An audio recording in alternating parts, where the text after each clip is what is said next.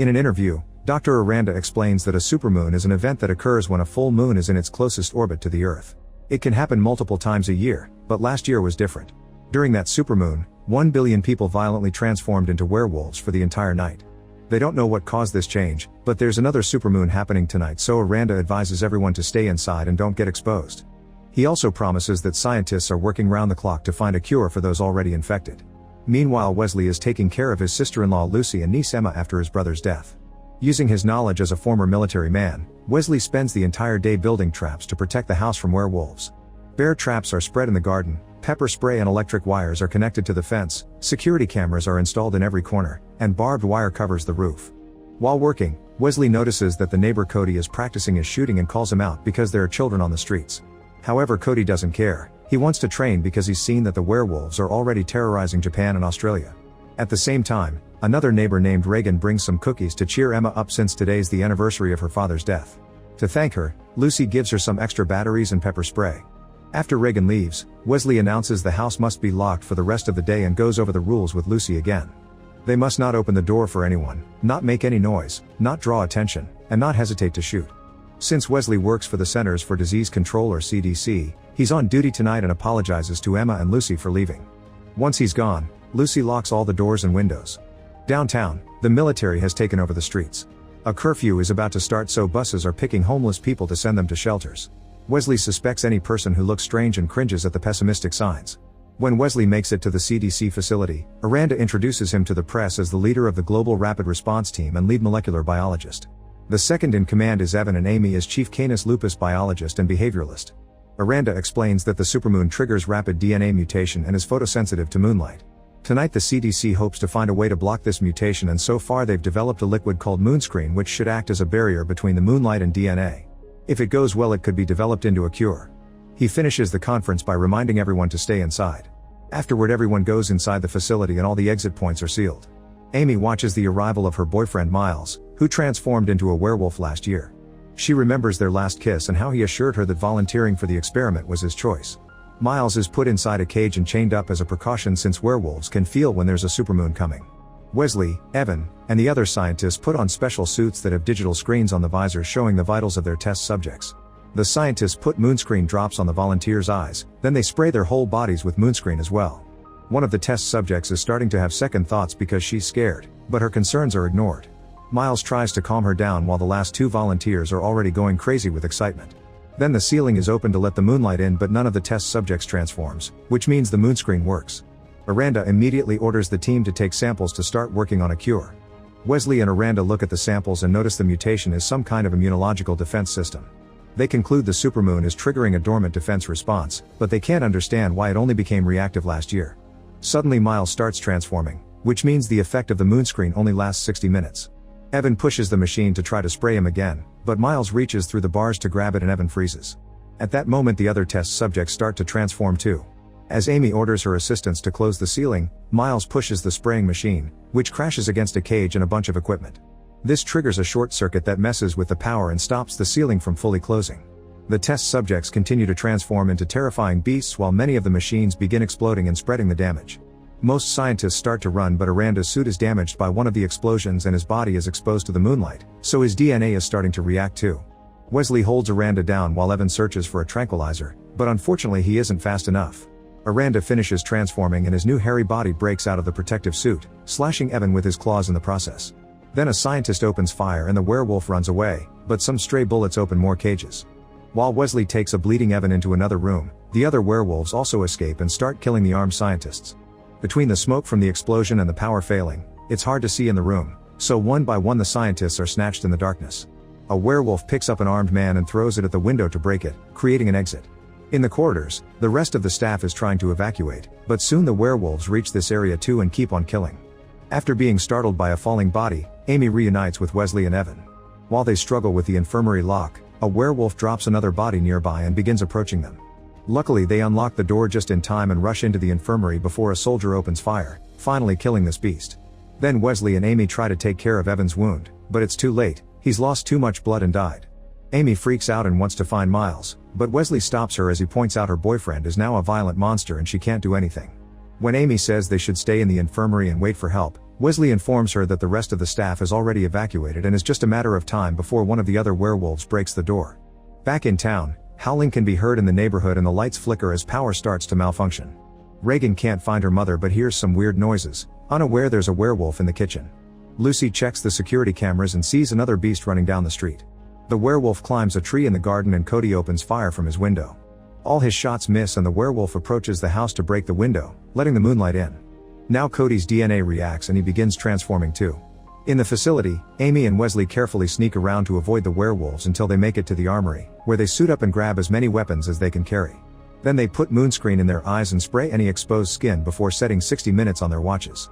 Wesley makes Amy promise that if either of them turns, the other will shoot.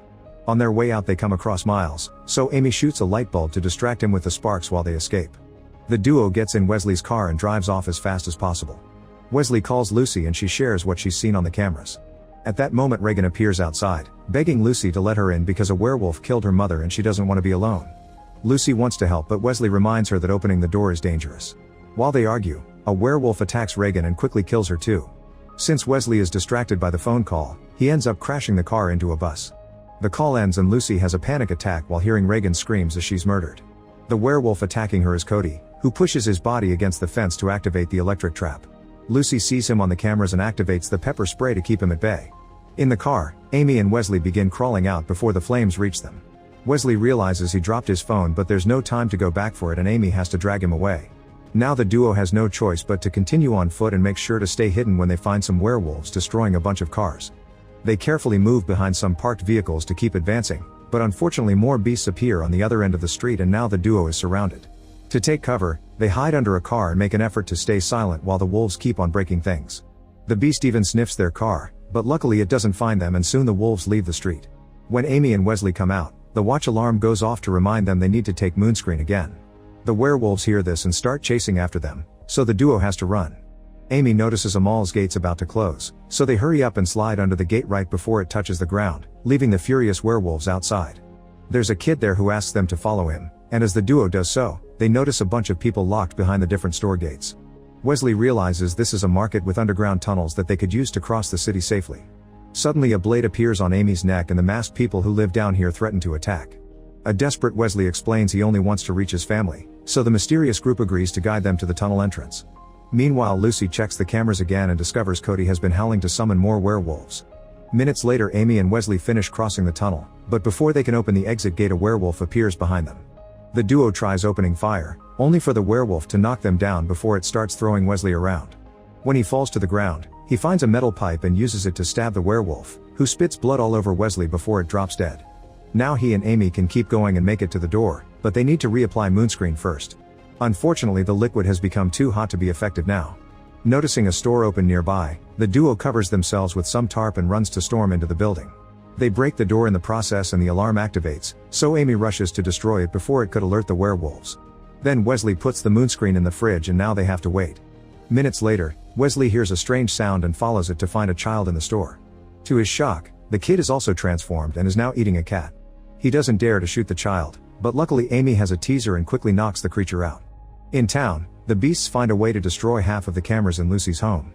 Then they begin pushing their big bodies against the fence to activate the electric trap, which causes the lights in the house to malfunction. Hearing the noises Lucy gets a weapon ready before checking the remaining cameras. The werewolves push down a tree that falls on the fence, destroying the power lines in the process. Now the entire house is dark, but Wesley left his family plenty of flashlights. As Lucy and Emma run around the house to turn on as many lights as possible, the werewolves cross the fence and one of them gets its leg stuck in a bear trap. Soon Lucy can hear them climbing on the roof, so she runs from room to room to shoot at the ceiling and stop the beasts from going further inside. It seems to be working, but she eventually runs out of bullets and must risk a pause to reload. Back to Amy and Wesley, they return to the street after taking the cooled moonscreen. They come across a group of people in gear shooting at the werewolves in the area with impressive efficiency, using teamwork and heavy weaponry to keep the beasts at bay. Once the werewolves are gone or dead, Amy and Wesley try asking these people for help. However, they don't believe that the duo is protected by some mysterious liquid and an argument ensues. Suddenly a werewolf reappears and kills one of the men, so his partners open fire. Wesley and Amy run to take cover behind a car while another warrior is captured by a beast and gets his face eaten. A stray bullet blows up the car window and leaves Amy dizzy for a few minutes, so Wesley has to protect her and shoot at an incoming werewolf. An extra big werewolf jumps off a roof and causes an explosion on a light post before landing in the middle of the street. A man in a truck immediately opens fire, but the wolf uses a human body as a shield before throwing it to knock the guy off the truck. As the guy is dragged under the vehicle to be eaten, Amy realizes the wolves are forming a kill circle, so they need to leave before they're surrounded. Wanting to test a theory, Amy volunteers to be a distraction. She comes out of hiding and yells to get the attention of the wolves. The big one smells her and punches her in the stomach, but doesn't kill her. She screams at it and the wolf roars back, giving Wesley time to jump on the truck and open fire. It takes a lot of bullets, but he manages to take down the big werewolf and the other beasts run away in fear. Then Wesley jumps into the driver's seat and tells Amy to join him. However, when she comes closer, a hairy hand takes her away. A devastated Wesley looks out but can't see her, and he realizes he doesn't have the time to save her. Feeling guilty, he drives away. Meanwhile, Lucy continues to shoot at the werewolves through the ceiling while telling Emma to stay hidden. When a werewolf reaches the area above the living room, Lucy shoots again and opens a big hole in the ceiling, so now moonlight is coming in. The wolf moves to the front door and starts shaking it, so Lucy shoots at it and makes more holes until she runs out of bullets. Getting desperate, Lucy grabs a knife for herself and the bear deterrent spray for Emma. At that moment, a werewolf breaks the wood covering a window and finally enters the house, so Emma and Lucy run to hide in the bedroom. The werewolf follows its nose and is about to find them, but it goes back when it hears a noise outside. It's Wesley honking the horn at the four beasts blocking the street. He speeds up in the truck and starts running over the wolves one by one under the rain. The last creature jumps on the truck to try to stop it, so Wesley crashes the truck right into Cody's garage. In the bedroom, Lucy and Emma think it's over, but before they can leave, a werewolf breaks through the wall. The duo runs and Lucy pushes Emma inside a closet before she hides behind a door with her knife. A wolf finds Emma first and breaks the wooden door, so she activates the spray to scare it off.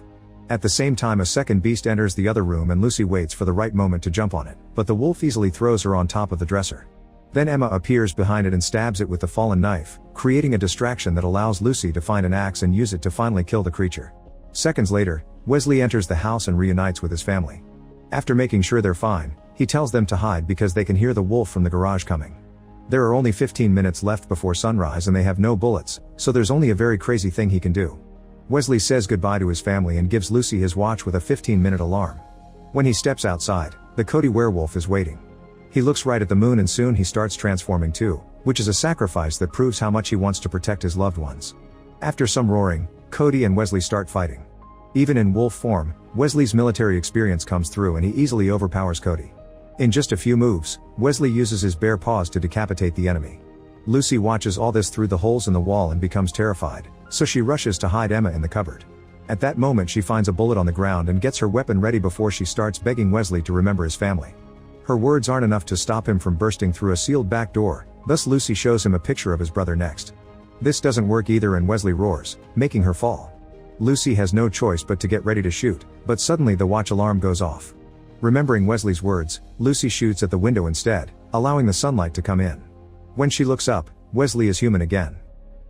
Make sure to subscribe and turn on notifications so you can watch more videos like this. Thanks for watching.